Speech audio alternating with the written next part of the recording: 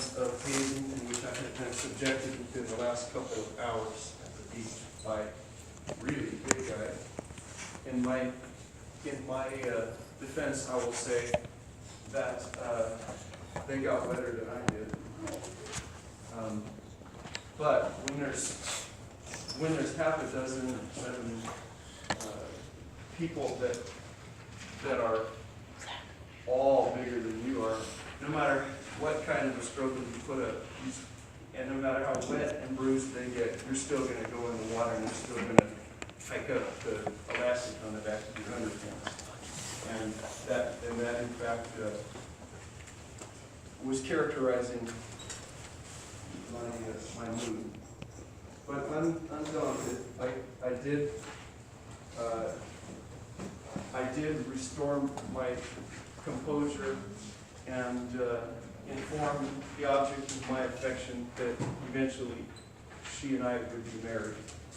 And she, at that point, questioned her taste and whether or not she had maybe opened up a can of worms that she shouldn't have. But she, I found, had been scheming since she met me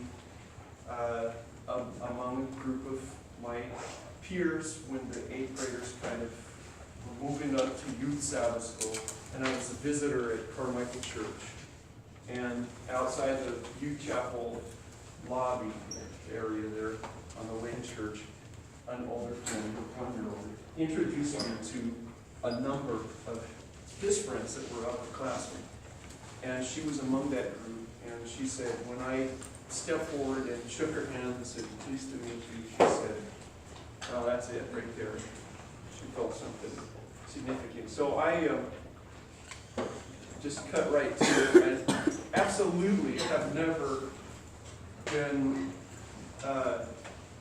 characterized by tact and diplomacy and sort of poker playing. It's never been my character. I usually said it right out.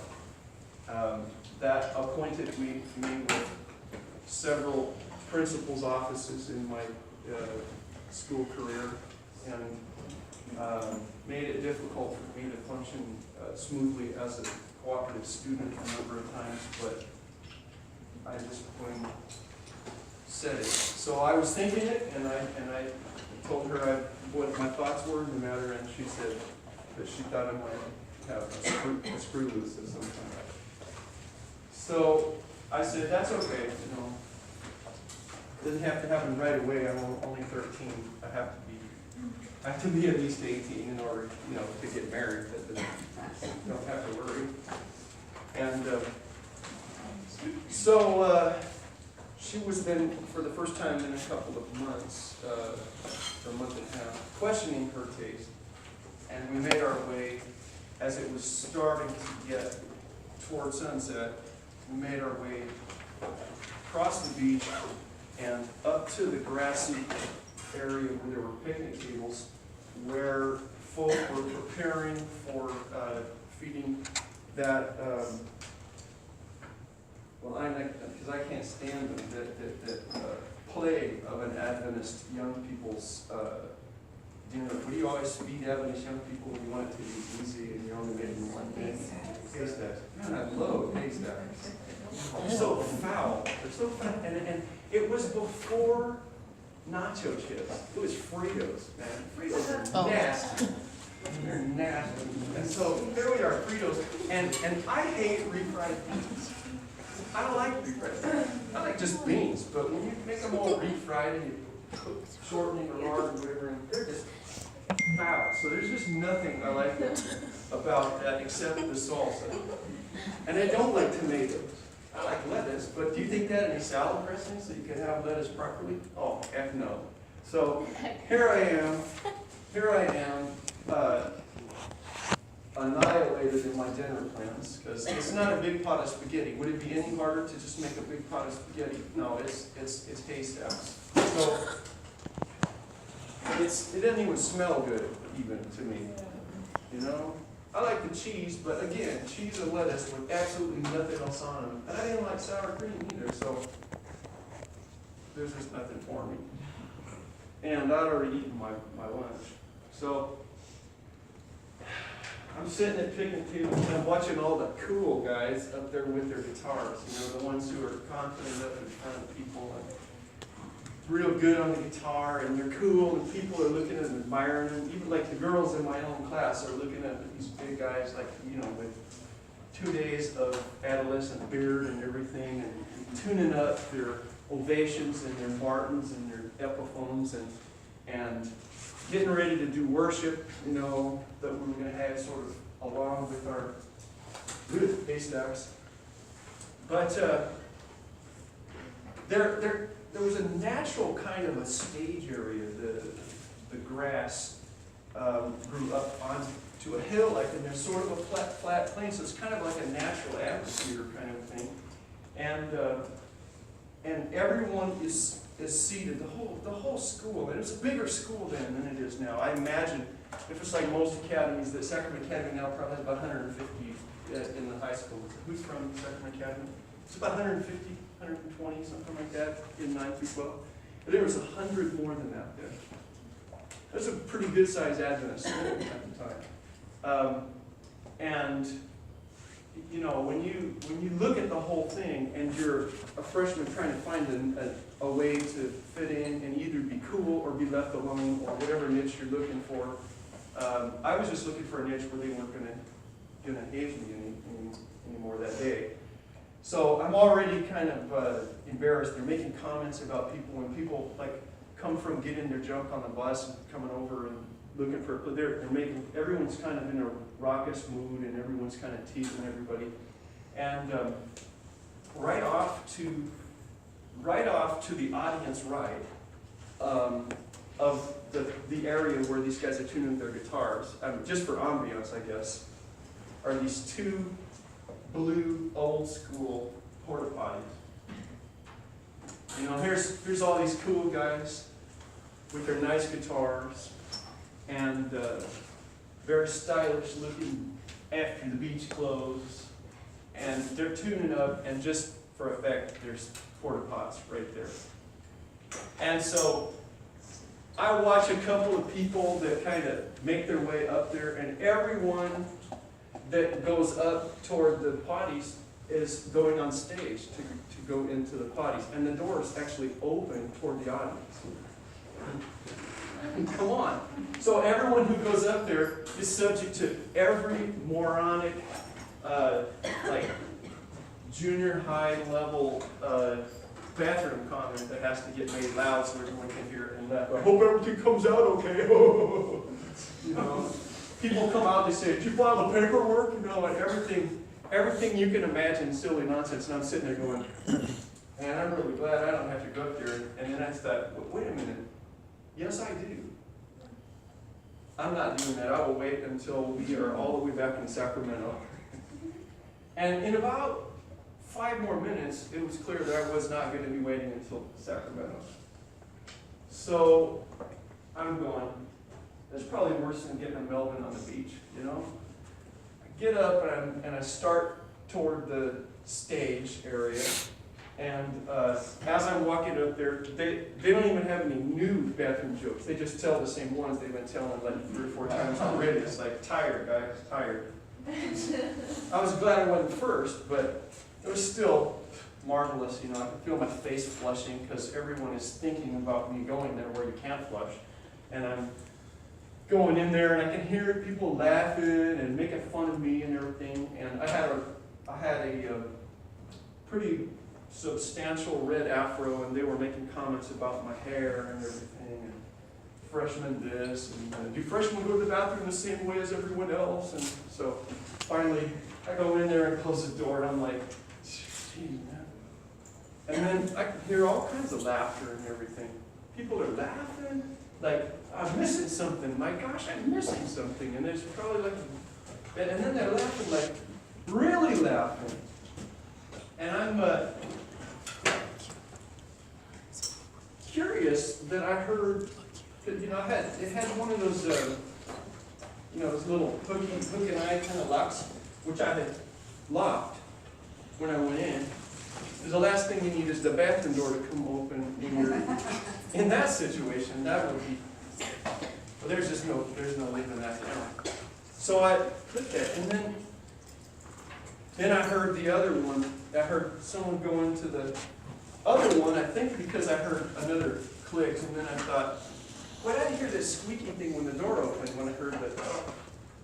And I thought, well, that sounded like my door. There's not a lock on the outside, is there? There's not actually, what are you locking in there? You're trying to keep the flies from escaping. You don't have a lock on the outside of a porta-john. It's ridiculous. So, completed my project, filed the right forms, and then said, God, don't let them have made this with the lock on the outside and let that noise be that somebody locked me in this bathroom in front of the whole school. Because I'm going to be like the laughing stock, full on. That one hadn't been tried and no one had laughed yet at that. So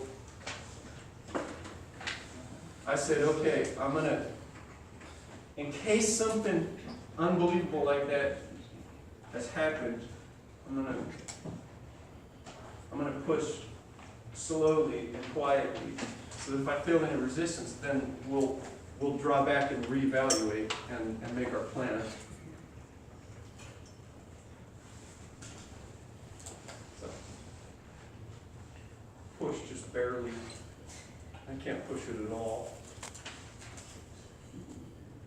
It doesn't go anywhere. And I said, and I could just hear it going clink a little bit, and I'm going, to what end would you have a hook on the door on the outside? Surely there's no time when you want to lock somebody in there. Well, except this one, I guess. Now, I stood back and I said, okay, now, let's think this through. This is bad. This is really bad. In front of the whole school. And now I can hear that there's complete silence. The entire student body is entirely silent.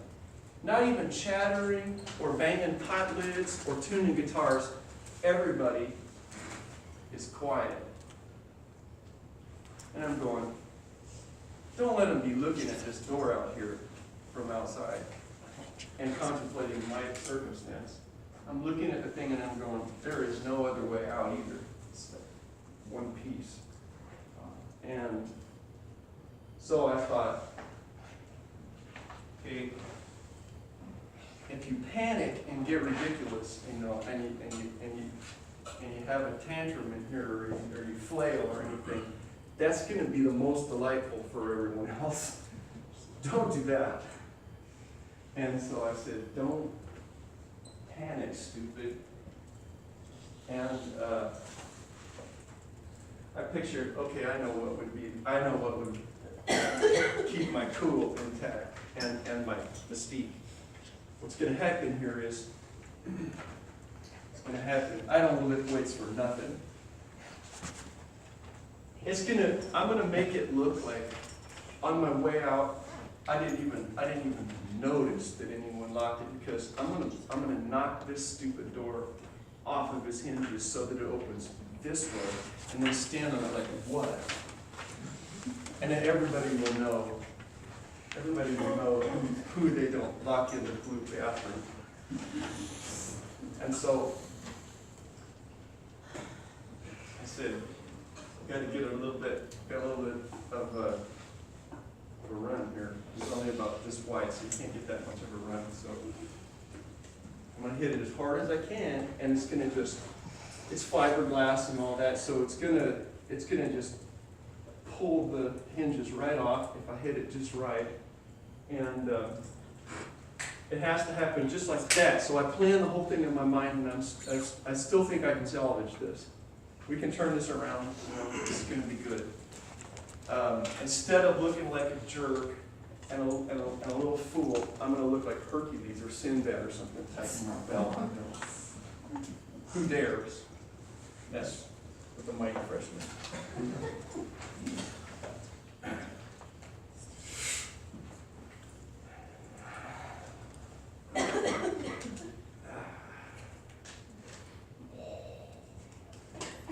I was ready. BAM! Very loud noise, lots of sloshing, horrible odor, and waves of deafening laughter. And I said, okay, that didn't, now it's really bad. Now you look like a little fool. Just, okay, think, don't panic. And then, like watching someone else, I had this spectator's view of myself panicking and banging on all four walls, which I was doing. Bang, bang, bang. And every time I bang, I could hear people just laughing so hard, like huge 200 people laughter, you know? And I'm going, I can't even imagine if I had stayed up all night last night trying to figure out a way that this day could be, to go like this. This is, what a great start. Am I going to change schools? What is this?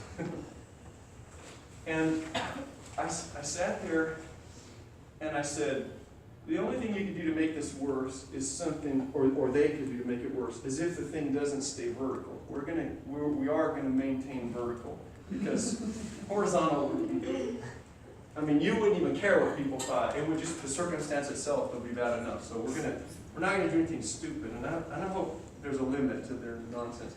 And then I heard them just laughing their head off, and I'm going, if I could just, well, I'm not going to crawl in that hole, but if there was another hole that I could crawl in, you know, and just die in that hole. I'm not dying down there, but if I could find another hole, I couldn't even find a hole except that one. And I was just about to cry like a little baby. And, I had this terrible feeling in my stomach, and everything was shaking like I was in front of 1 million people. And I was like, I mean, there is no way out of this. And I thought, well, certainly the faculty is not going to let the buses leave without me. I mean, obviously you are coming out of here somehow. And I thought, well, the longer I'm in here, the better. No, that's not true, because, then you'll have faculty coming to check on you, like maybe you've hurt yourself or something. It's going to get even more terrible. And I sat there and my thoughts raced so much, and I felt so mortified, so overwhelmed with embarrassment and fear and social pressure. And then I prayed. In the potty. I prayed in the potty. And I had no sooner started to pray than I heard another bit of laughter. And then in an instant, just like something, if you cut something that was under tension and it flew to a completely different arrangement, in just an instant, I pictured myself outside instead of in, sitting at the picnic table. If anybody else, even my friends, had been locked in the porta potty, and I said to myself, wait a minute, this is hilarious. This is really funny. And I would be laughing the most raucously out there if someone else was in here. This only bothers me because it's me that's in the potty. If it was anyone else, I don't care if it was a principal. I don't care who it was. I don't care even if they were crying. I'd be out there laughing. But I'm not laughing because it's me. And everyone else is enjoying this. I can hear the faculty laughing. Everybody else, without exception, is able to appreciate that this is fun. Except me. I'm missing out on all that joy. And in an instant, I started to laugh with everybody else. And I said, no, this is funny on the face of it. And just like that, worrying that somebody was laughing at this person or another person was not an issue. And in an instant, I recognized there's actually nobody out there that really wants to damage or injure me. They're just screwing around. And I'm just boo-hooing in here because it's just me instead of someone else. That's all. And then I recognized those cool guys that are out there tuning their guitar, those guys, every time they get in front, they're always joking around about how, when they make a mistake or they're out of tune or something. And every time it's like, if I was up there, and I played the guitar too, if I was up there and I made a screw up, I mean, I'd be so embarrassed. To me, it's like every time we get up to the psalm service, it's like a recital. It has to be perfect. And if you make a mistake and somebody would notice it, or you'd even notice it, then you just want to die. And I said, I don't know. In order to be somebody that can help other people be happy all the time, you got to be with them on it. You got to not care what they think about you. And I didn't. I mean, just like that.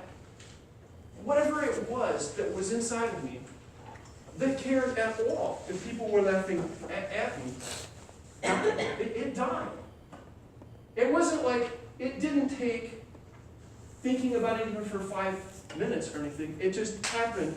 Like one moment I was horrified, and the next moment I said, wait a minute. The whole school is having a good time, and I'm able to be part of that. I said, this is good. I can ride this. This is excellent. I enjoy this as much as they do. It just, in an instant, I couldn't care. In fact, beyond that, in the next instant, I kind of laughed and I said, you know what? I am glad that I'm in here instead of somebody who's so sensitive in their feelings that this would damage them for life. It is a good thing. And maybe the people who did the joke knew, this is a guy who's not going to go kill himself because he's embarrassed. This is a guy who has got somehow the ability to figure out how to survive this, even though I think there really are people, and I can even think of some of the folk that actually, if you did this to them, they might actually snap. It would just be over the top. And I found myself at that point starting to laugh with the next wave of laughter, and I heard sophomore, little unchanged voice Kevin Moses came and lifted the lock, laughing and running. I could hear his laughter running as fast as he could, so I didn't get a hold of him.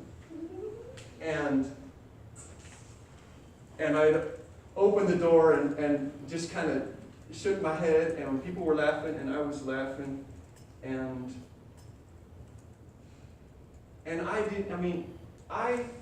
it didn't matter to me that people were repeating now for about the 5th time the same potty jokes as I made my way back to sit as far away as I could from where they were preparing those heinous haystacks. And the strangest thing, I knew that I would never again, ever care if somebody was looking at me critically when I got up in front of people. If something embarrassed me or people were getting some sort of joy laughing at that, I knew that I would think that was funny.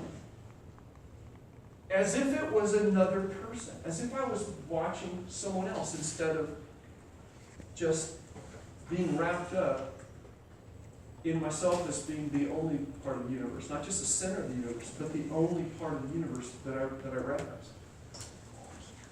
Something changed inside. The self that was the only basis for making me suffer in the potty, making me suffer when I worried what people were thinking about me all kinds of times, not just up in front of people when it's a group, but just meeting people and then having them say a comment that was kind of a put down because I was somebody that was poor and had grown up in a broken home on the south side of town, and I was going to school with a lot of folk that had a lot, and that had intact families, fathers who were surgeons and airline pilots and governors, appointees to state cabinet positions and that sort of thing, I mean, literally, that drove to school in their brand new Porsches and in their fancy, professionally restored 67 Shelby Cobras and that sort of thing, you know. And I was driving my shop project 2 years later. I was riding in the city bus, getting on the bus at 5:34 to get to school from the south side, and all of that was completely dead in an instant. If you can't be worried that other people or what other people are thinking about you when they think that you're the butt of the joke, or when they just don't care what they say and how it makes you feel, if there's no sensitive, oh, I'm taking care of this precious little me, then that kind of stuff doesn't do anything to you. And it never, ever did again. I married her 4 years and 9 months later while I was 18. We've been married since June 28, 1981. Wow. We sort of, I mean, she was really tentative that year and kind of like in and out, but you know, people knew that we were together, sort of, but we weren't doing that much. But by the next summer, then it was on, and then I didn't go to my senior year. I came to PUC after my junior year. She'd been at PUC for 1 year then, and she went back to her family in Sacramento, and I came this direction and started college.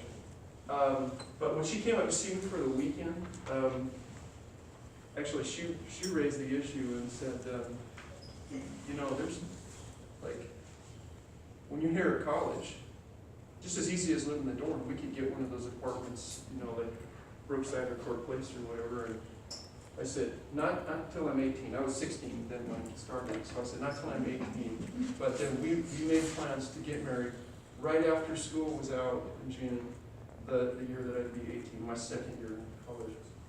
So you graduated early and you got married in sophomore year in college? Well, actually, I had enough credits that I was a senior. I went in the summers, and I had already taken some college while I started after 8th grade doing college stuff. And I did some more while I was still in school. And so, yeah, we got married after my second year in PUC, after her third year. We lived in Court Place. Does anybody here live in Court Place? What number? 66. We lived in 62. So Party in his house. little tiny house. Yep. And then we lived there for 3 years.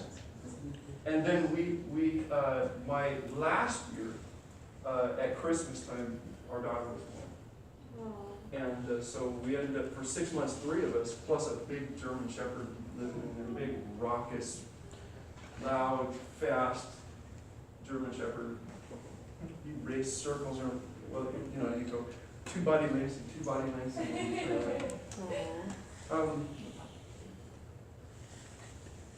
I don't really think that my experience in the porta potty was exactly what Jesus had in mind when he said, if you were going to follow me, you were going to deny self.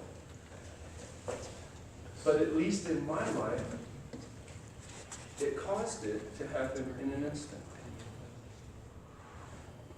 Not once and for all, but a major plateau, I mean, like a jump. Because it's like an onion. It keeps happening all through life. You get something else where you realize that you're just a selfish pig, and then you come to another thing. It's not once and for all when it comes to getting broken down in terms of your selfish character. It happens in increments. And you know, before the porta potty, if Jesus came, or if I died, I wasn't gonna go to hell. But I've just been so much better since then. It gave me so much in my life. At Sacramento Academy, they didn't say SA, Student Association, they said ASB, Associated Student Body. They elected officers every semester, like for half of the year, you'd be an officer. I don't know how they do it anymore. But they'd already selected the SA officers, of course, before spring was over the year before when I was still in 8th grade. But they had elections for the second semester, and I ran for Sergeant at Arms, and was a Sergeant at Arms. My freshman year, for the student body, people knew who I was. And they even laughed about the guy in the potty, you know, was elected. The next year, for both semesters, I was the religious vice president with a partner.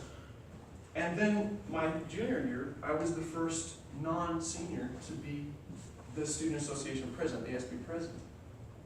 And I ran for that while I was a sophomore. And then I ran again, and so both of my semesters of my junior year, I was a student body president. And I was absolutely the most at home when I was giving a worship or leading a song service or something with that group. And I just felt like as comfortable with my school as I did if I'd been alone in my own room at home. From then on, I'll be right back. You enjoy. Well, I was gonna ask a question, or ask you something, but you kind of answered it about the whole onion. About what? You Of the onion? Yeah, I was just gonna say that, could it have been that God was trying to find a moment, was speaking to you like a lot, but then that just happened to be the moment that you were listening, and that hit you? Yes, I think so. I think there were lots of earlier opportunities. But it required a baseball bat with this guy. It was Kevin Mullins. It was the one who I heard this funny little unchanged sophomore voice. Oh, what did I do when it came out? I was laughing with everybody. I was laughing the same way as everyone else was, and it was fun. I was enjoying it, and at that point, as I was walking back and looking at people, I was seeing people that I realized if they'd been in there, it wouldn't be funny. And so as I returned, I said, I'm glad this happened, and I'm glad it was me, and not somebody that it would hurt instead of help. I mean, I thought it was great. It's time. No. Go ahead while he passes out the quiz. Put your kids away, please.